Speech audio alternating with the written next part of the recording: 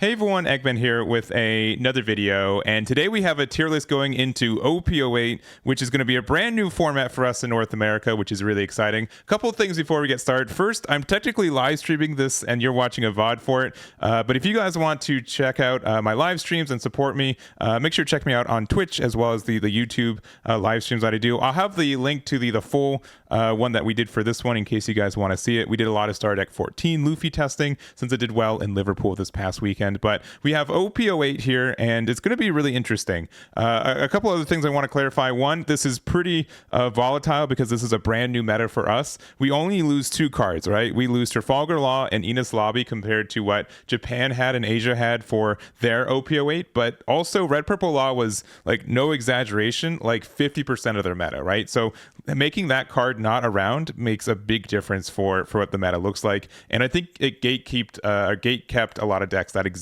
in this meta in the first place. So that's one big difference between there. And then also for this one in particular, you're going to see one of the things is Star Deck Waiting Room. This is going to be for the first month of this meta because that's going to be before we get the reprint Star Decks, which is going to be the end of October. So we'll do another tier list when we get that too. I also have like the new Sanji leader we get from the reprint set, which I'm just going to put right here in experimental since we won't get this until like literally the end of OP08, but I did want to mention it, and it hasn't really been tested for me personally or even in Asia, so I'm just going to put it there, but I didn't want to kind of mention it. But again, not very based on results because we don't have a lot of results, and I haven't been doing a lot of OP08 testing with the new restrictions, and this is going to be very volatile. So this is more opinion based than I usually like to do, which means it could be very wrong. And you could see like 2 weeks into the meta, you can look at this and this is completely wrong, and I'll try my best to keep this updated and get this to a spot where it's a little bit more accurate, but it's going to be tough without any large scale events for a couple weeks. But that's kind of how we're going to do it. We're going to start off with our new leaders from OP08 first, but I do want to kind of explain the tiers as well. So good by default, this is like tier 1. I think these are decks that are just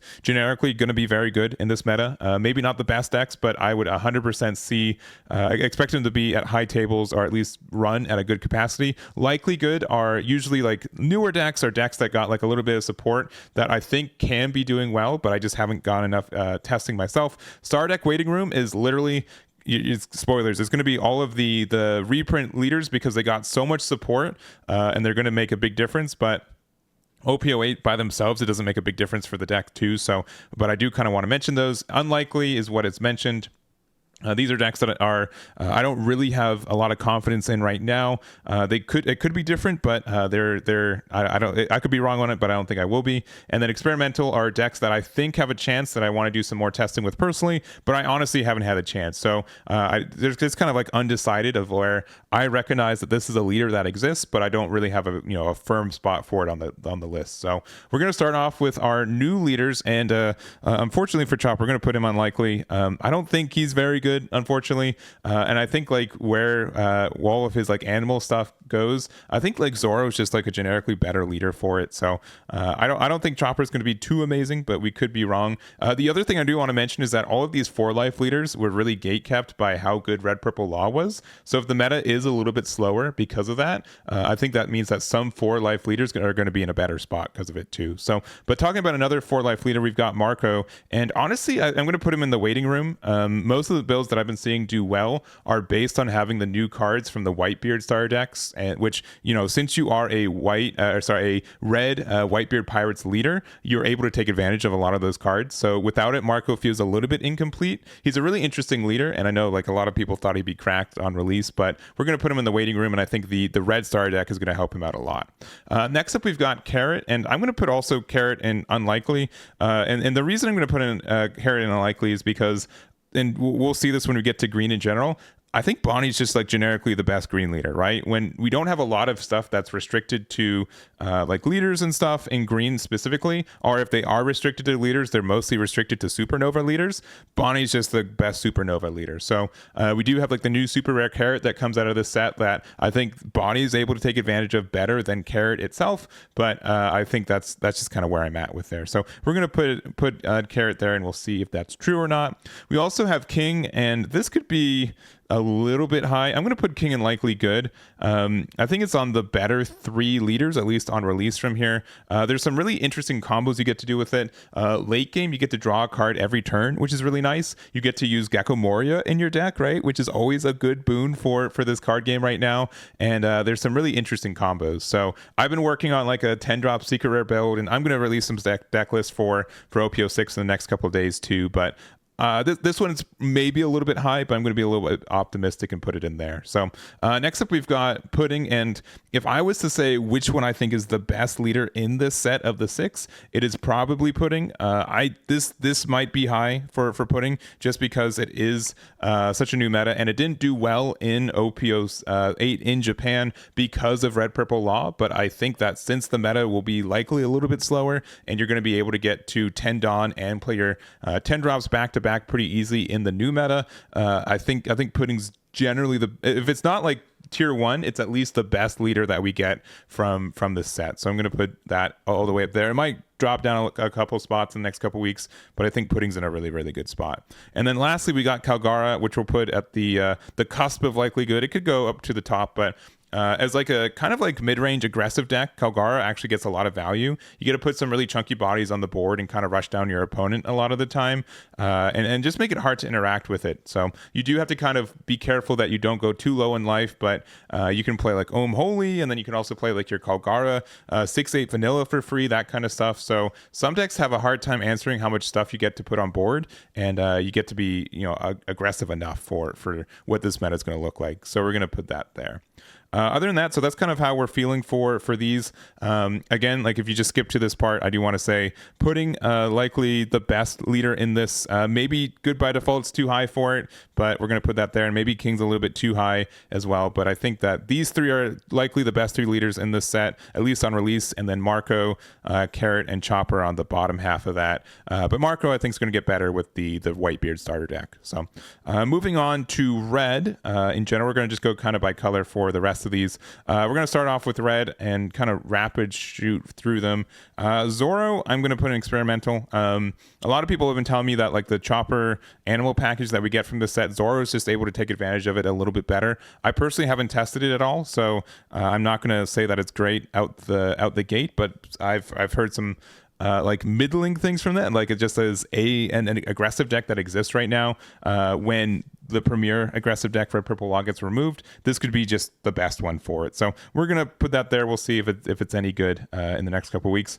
New Gate, I'm going to put in the waiting room just because, again, I think it is kind of dependent on some of the new cards we get. Spoilers, I'm going to put every one of the new star decks in here. Actually, I'm just going to do that now just to save the time for this, except for spoilers, Uta. I'm going to put Uta in unlikely.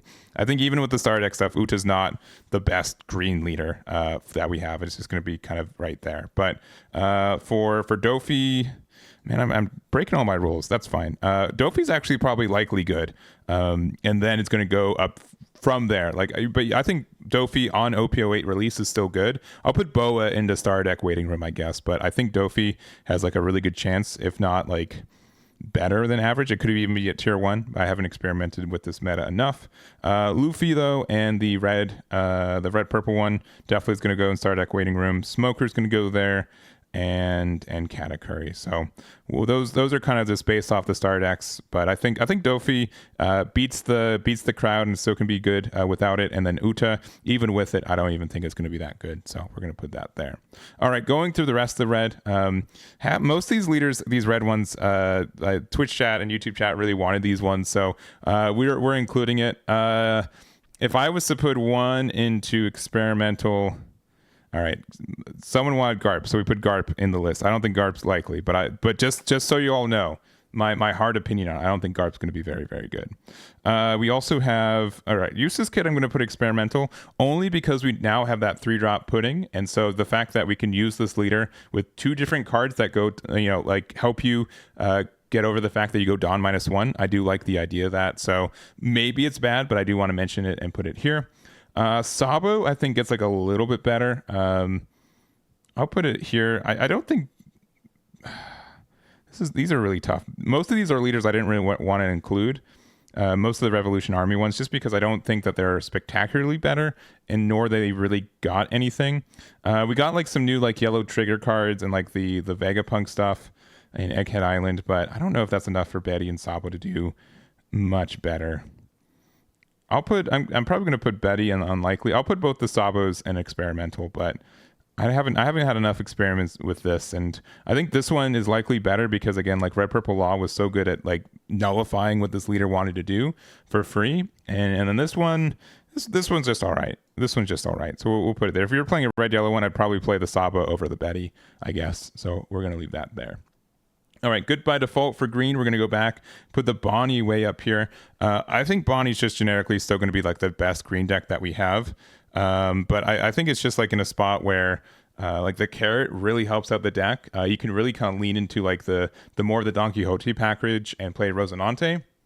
Rosinante playing carrot is really, really tough for your opponent to interact with. In a lot of ways, and you can just buy like a couple extra turns. You can play like some 10-drop Dofies afterwards. I think it's going to be obnoxious and it's going to be pretty successful for it. So we're going to put Bonnie there. Perona, I'm going to put in like the likely good and probably like in the middling spot. I think the deck is good, and again, like I think losing out on Innis Lobby and Red Purple Law helps this a lot. I think we'll talk about it in a minute. I think Rob Lucci's just like still a really generically good black deck in this one, but I think Perona has a chance. I think it can take advantage of some of the new cards that we get too for black as well. So like the Jack, I think Jack's actually pretty good for Perona. Additionally, like you can also play Carrot if you want to. There's like a lot of like black and green, I think, are like the winners for this set for new cards, for at least generically, and maybe purple with Black Maria as well. But Perona can definitely take a lot of advantage of that, so we're gonna put that there. Good by default next for Nami. I don't think that's too surprising. I think the deck is still good. It's doing really good in OP of 7.5, and I don't think the meta is getting any faster for Nami to be worried for much at all. So we're gonna put that in good by default. Ace, we're gonna put experimental as well, because I think we do get like a good amount of new like Whitebeard support with this deck. And also, my least favorite thing about Ace is that we're really dependent on finding like the exact 5 costs we need randomly off the top 5 of our deck, and we have like a lot more consistency stuff. It's a blue Whitebeard Pirates leader, which we get some benefits from that as well with some of the new support. So I really want to test out Ace. I haven't done enough for it, but I think there is some new cards and new support that it is worth testing again if you haven't. We also have Reiju. I want to put it like likely good. I don't know if I want to put all the way in good by default. Black Maria, you know, with Black Maria, I'll put up for good by default with Black Maria in the game. How about that? That's probably gonna change how that deck works enough. So we'll put it up there. It also lost its worst matchup with Red Purple Law, so I think that's worth putting it up there. Yeah, not much more to say. I think that Reiju's in a good spot. Kaido, I'm gonna put. I almost want to put in experimental. I think it's actually kind of okay. I think the deck's kind of okay right now. I'll put in like likely good. It's not going to be tier 1, but the fact that we have a like King's better for finding Onigashima, but Kaido has a really good chance of finding it. The 10-drop Secret Rare, if you're in some matchups, is a really scary card to play against. Black Maria obviously goes really crazy against some decks because you're able to essentially use your leader effect without losing any Dawn, which is insane. And we just have like purple has come like a long way since where it's been. So I think Kaido has a chance to be good in this meta, and I'm going to put it right there. Moving on to black, I kind of mentioned it, but I think Rob Lucci is still like one of the best decks in this format, if not the best. Even without Innis Lobby, the deck is just really great. It's probably the best deck to take advantage of Gecko Moria, which is still the best deck, one of the best cards in this game right now. So I don't have a lot to say about him. You probably have opinions about it too, but that's kind of where we're putting it there. Moria, we're going to put Moria. I think Moria is likely good. I don't know why, like, it's kind of been like where we're at OP07, where I'm not really sure why we would play Moria if we're playing, if Rob Lucci exists in it. Like, it's moderately different play styles, but it's like 40 cards the same, and I think Rob Lucci sees them better. So I don't think the consistency you get from Moria is worth the ceiling that you're able to get with Lucci, and so I like it in the middle here. Luffy's kind of the same way. Honestly, I would probably play Luffy over Moria. I'll probably put Moria kind of like in the back here. We'll probably reorganize this a little bit, but Yeah, I think Luffy is still good. It's obviously did well in Liverpool. We'll see if it does well in North American finals next weekend as well. But I think it has a chance. It obviously takes advantage of Jack as a card too. If it's able to stay on board, it's just like a free 11 drop that your opponent's going to have a really hard time removing. So and then you get like some good removal with it. You get some cycle, which the deck kind of needs too, and I think the card just helps out Luffy a lot. So there's some ways to change how the deck works too. And then moving on to yellow, Black Yellow Luffy I think is still really good. We didn't really get any cards from this set, but I still think Rob Lucci's the better leader. Because we didn't. I don't think chat. If you're watching this right now, if there's anything you can let me know. But I think it's in here right now. So I think like Rob Lucci is at the top here, and Luffy's like right behind it. They're really neck and neck, but I think Rob Lucci's like a little bit better. So that's where that at. Vegapunk, I'm going to put experimental. It's got new cards, and like it has like some more consistency for it, but I haven't really seen it do well. I think Red Purple Law was also the worst matchup for it, so it has some chance to shine without it around. And then Anel's probably going to be like at the tail end of likely good.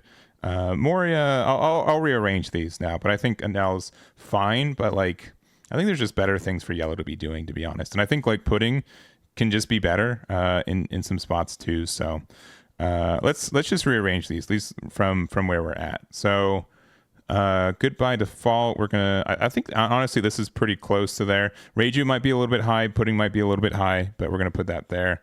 From the top end, I think King needs to be like the bottom of this. Perona's probably pretty close to it. Dofi's kind of near the top. We'll put it like probably something like this. Oh, the other way around. Probably something like this for likely good. So these three are like on the cusp here. Maybe even these four of Luffy, Moria, Kalgara, and even put this here. It's just like all three of these decks, Rob Lucci, Luffy, and Moria, they're near identical decks, right? Like Moria plays a little bit different, but they all try to do the exact same thing. And I think Rob Lucci's a little bit more successful at it, but they're all pretty similar, right? They're not. I'm not going to say like any one of these are like Rob Lucci I think is better, but if you're playing any of these three, I think they're all pretty close to it. Dofi without the starter deck I think is still good, but with it it's going to definitely jump up. But we're just going to put it here while we're waiting for the starter deck. Kalgar is probably the second, or if not the best. I'm going to say Pudding's better right now, but I'm free to change my opinion. Anel is probably just hanging out. I don't think he's too great, but he's just kind of a gatekeeper, I think, for the format. Kaido's in an okay spot, and then Perona and King. It's just like they're two like 4 life leaders that can play Moria, so maybe they can be relevant in this meta with Red Purple Log on, but I haven't done enough experimenting without it. So what's the rest of the starter deck waiting room? I think all this is pretty understood. These aren't really ordered, but these are all just get better with the new stuff. Unlikely, I think these are all kind of here. And then experimental, these are decks that I kind of want to test out a little bit more before having a thought.